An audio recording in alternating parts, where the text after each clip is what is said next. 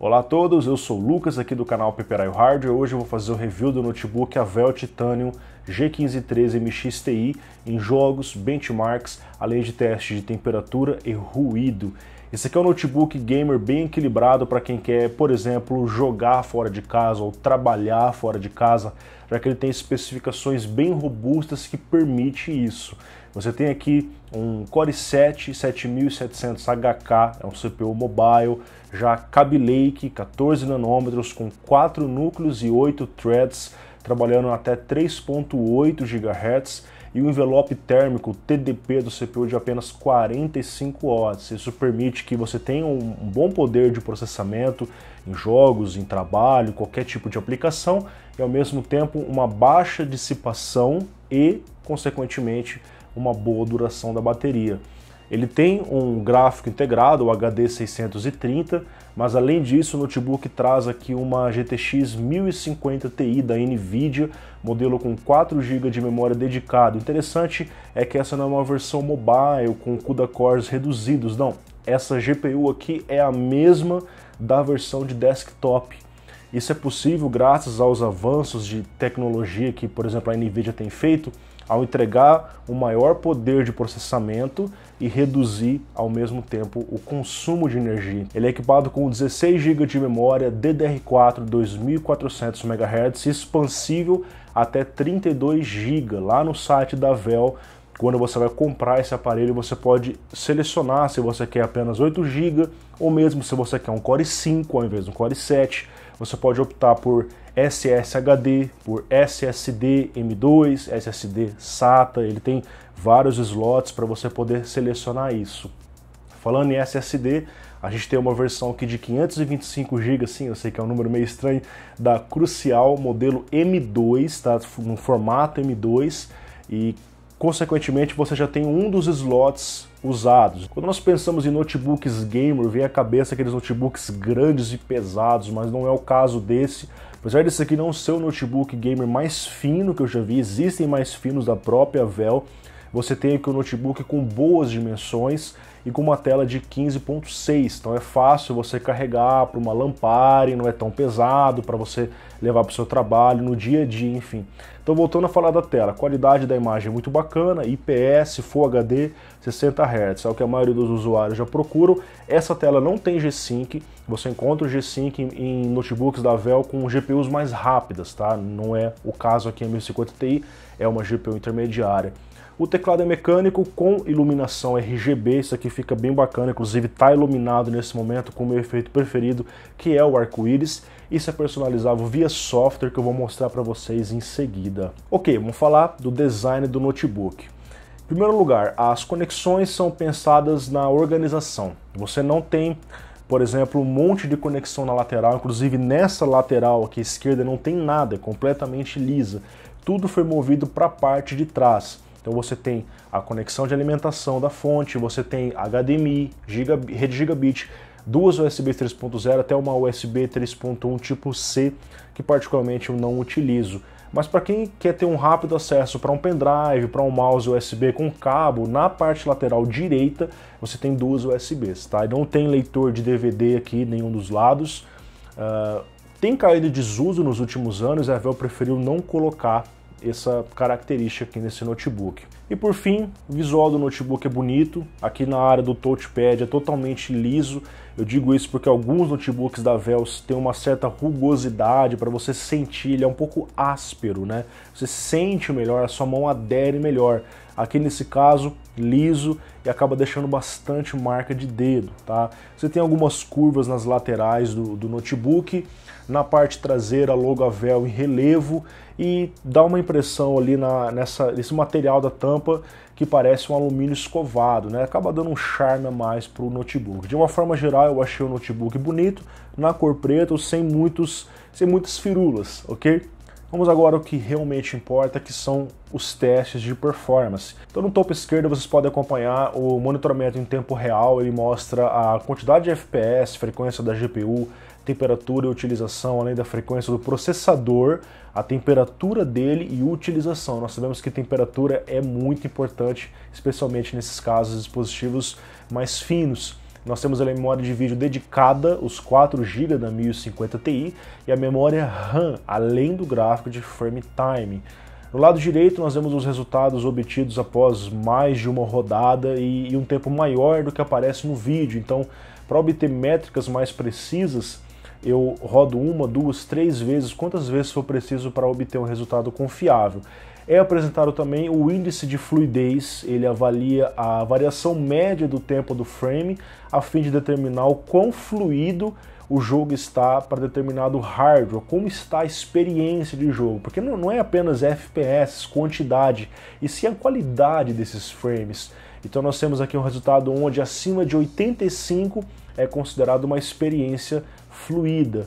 Conforme esperado, a GTX 1050 Ti de 4 GB é uma placa capaz de rodar todos os jogos no mercado com qualidade gráfica decente, que varia do médio para o alto. Em algumas situações é preciso reduzir um pouco para baixo, pós-processamento, sombras, algumas texturas. Apenas em jogos mais leves é possível rodar no Ultra, como CSGO, Dota 2, enfim. Assim como existem os casos extremos, como Witcher 3, que você realmente precisa dar uma maneirada na configuração gráfica, senão você não consegue rodar a 60 FPS em lugares mais densos, como Novigrad, por exemplo. O i7-7700HQ teve uma dificuldade maior apenas em Watch Dogs 2, que é um jogo extremamente exigente, onde muitos CPUs passam mal para rodar toda aquela carga de física que ele tem. No caso o i7, como ele tem um envelope térmico reduzido, a potência, o limite de potência dele é maior. Então você vê que o CPU trabalha com uma frequência mais baixa, a performance single core dele na prática é igual a um i5-7500 de desktop. E a performance multicore dele é mais ou menos parecido com o i7 de 4ª geração, o 4770. Okay? Então, apesar de ser um Kaby Lake, a performance prática, se compararmos com o CPU de desktop, é um pouco mais fraca, mas não significa que o CPU é ruim, pelo contrário, é um excelente CPU. Quem não gostaria de ter um 4770, por exemplo, né? É o que você tem aqui, com a vantagem de consumir bem menos que o 4770 e menos, inclusive, que o próprio Core i5 de desktop. Em testes que envolvem o processamento do CPU em conjunto com a GPU, por exemplo, o 3D Mark Skydiver, que é um benchmark específico para notebooks gamer, nós vemos que o resultado é apontado como superior a 70% dos sistemas testados, pontuando aí 20.354 pontos. Para o uso cotidiano, produtividade e criação de conteúdo, o PC Mark 10 também da Fishermark apontou a máquina como superior a 52% superior dos sistemas testados. Então nós temos aqui um notebook realmente muito bom para jogar ou para trabalhar. Em testes de SSD, nesse caso utilizando um dispositivo, como eu falei, Crucial M2 de 525 GB, nós obtemos até 519 MB por segundo na leitura sequencial e 500 MB por segundo de escrita sequencial, que é uma velocidade bastante superior a HDs convencionais, especialmente quando nós falamos de arquivos aleatórios muito pequenos espalhados pelo disco. Fazer isso através da tecnologia NAND Flash é muito mais rápido. Então você tem uma performance bem melhor, bem satisfatória para carregar o Windows, para carregar os programas que estão instalados aqui no seu SSD. A pergunta agora é, como é a relação entre performance, temperatura e ruído? Temperatura e ruído é bastante crítico, especialmente em notebooks gamer. Então o que a Valve fez aqui? Ela colocou 2 entradas de ar na parte frontal. O ar frio, nesse caso, entra, passa pelos 2 coolers, tem um cooler para o CPU, outro cooler para a GPU, né? E esse ar ele é expelido pela parte de trás. A saída de ar do notebook está na parte de trás. Aqueles notebooks que jogam calor na parte lateral, quando você está jogando aqui, a gente usa muito WASD, você acaba sentindo a sua mão um pouco quente por conta do calor que está saindo aqui. Nesse caso, sai tudo pela parte de trás. Não dá para perceber muito, né? Inclusive o próprio ruído já fica um pouco mais minimizado por sair aqui. O próprio som do notebook acaba abafando um pouco.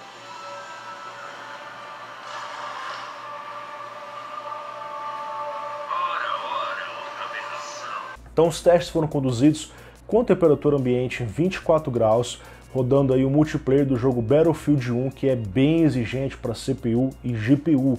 A temperatura média do CPU e GPU permaneceu em 71 e 72 graus respectivamente, uma boa temperatura considerando as dimensões do aparelho. Ao estressar o CPU em Prime 95, que é um teste um pouco além do usual, justamente para simular uma situação onde a temperatura ambiente, por exemplo, esteja maior, já que aqui eu estou numa situação até que confortável, 24 graus, enfim. O CPU atingiu o pico de 87 graus, logo após isso o sistema do cooler percebeu essa temperatura e acelerou a fan, e assim a temperatura do CPU foi estabilizada na média dos 82 graus. Agora, o quanto essa temperatura é percebida pelo usuário. Não adianta ficar falando aqui de números, deu 80, deu 90, mas o quanto você sente nas suas mãos enquanto você está jogando, ou eventualmente no seu colo, né? Isso aí seria mais complicado, não é uma coisa que eu recomendo, mas enfim.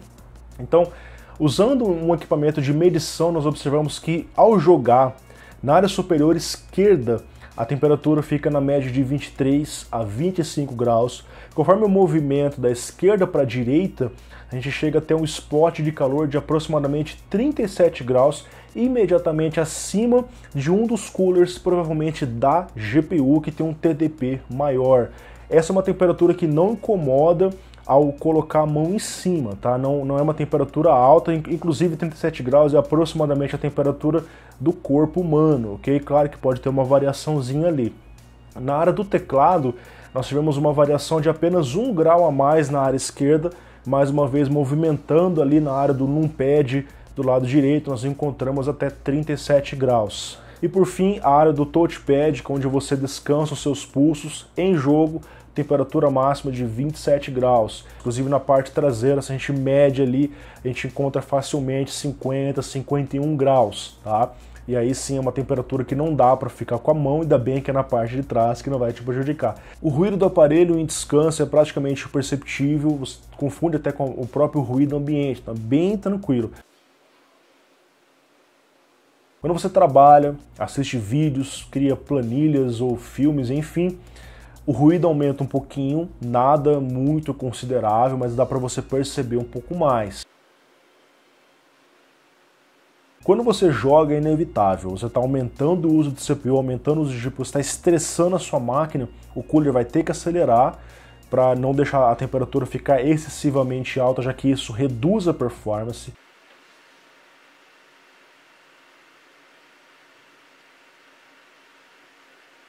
O G1513 tem 3 softwares principais. Um é a central de controle, que permite ajustar a iluminação do teclado. Você tem vários efeitos disponíveis, como por exemplo respiração, arco-íris, gota de chuva. Você pode configurar a velocidade, intensidade, direção, quais as cores, quais teclas você quer que as cores sejam aplicadas. Então é um software bem completo e os efeitos de iluminação no teclado são bem ricos, na minha humilde opinião. Você pode configurar a velocidade do cooler no modo inteligente, que é o modo que eu prefiro utilizar, no modo turbo, que fica realmente muito alto, acaba até reduzindo um pouco a temperatura da CPU e GPU, mas o ruído...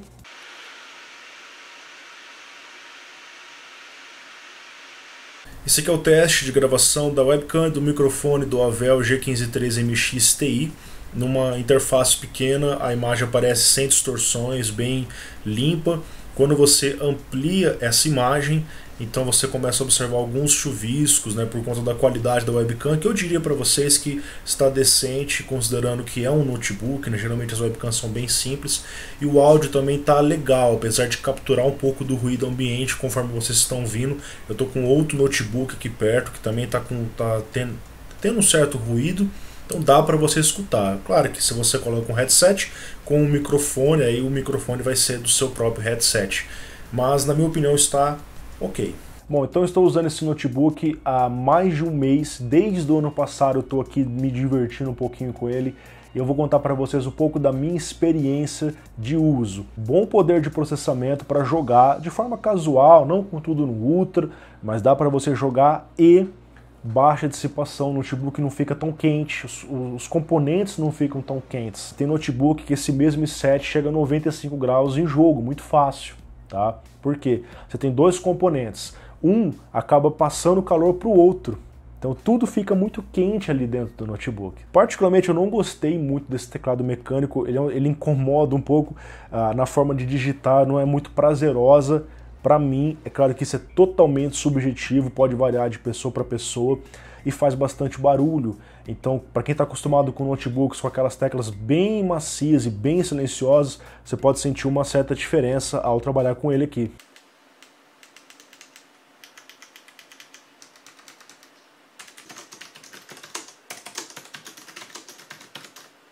Como eu falei, a iluminação é muito boa, é forte, tem ótimos recursos, mas o recurso secundário de algumas teclas, como por exemplo da tecla F1 para F12, não são iluminados. Eles foram feitos aí provavelmente a um laser por cima da tecla, já a letra em si é translúcida. A bateria de 6 células tem boa duração, você consegue ficar 1, 2 horas tranquilamente editando material, trabalhando com planilhas, pesquisando, até vendo vídeos, mas jogar, a gente sabe que isso é uma questão muito delicada, porque como que uma bateria vai segurar um jogo aí por, sei lá, 1 hora, 2 horas com hardware exigindo tanto dela? Então quando você retira a fonte no jogo, o FPS cai drasticamente, conforme vocês estão vendo aí no teste no Witcher 3. Quando você volta a colocar, a performance volta a subir. Isso porque se ficasse no máximo desempenho, sua bateria seria drenada em muito pouco tempo. Preço. Esse notebook já foi substituído, você não encontra para comprar mais no site da Vel, tá? A versão que entrou trouxe um novo gabinete, né? um novo visual para ele, inclusive até um pouco mais fino. É o modelo G1513 MX7. Hoje no site da Vel você paga R$ 4.999. Sim, notebook gamer é mais caro, paga-se a mais para ter mobilidade, levar o trabalho, levar o entretenimento para qualquer lugar. Pessoal, é isso. Desculpe pelo vídeo longo, eu não quis pular nenhuma etapa, quis mostrar um conteúdo o mais completo possível para vocês. Em breve vou trazer o review de outros notebooks da Vel com hardwares superiores. O mesmo i7 e a GTX 1070 é sensacional, cara, dá para jogar no Ultra. E depois o notebook que é épico, o notebook tem o i7 7700K de desktop, com toda a frequência que ele costuma trabalhar, e um SLI de 1080, cara, é muito curioso ver como é que a temperatura fica dentro de um notebook com duas GTX 1080 e um i7 de 95 watts. Se inscreva no canal para acompanhar isso, que muito em breve vai ser publicado. Grande abraço a todos.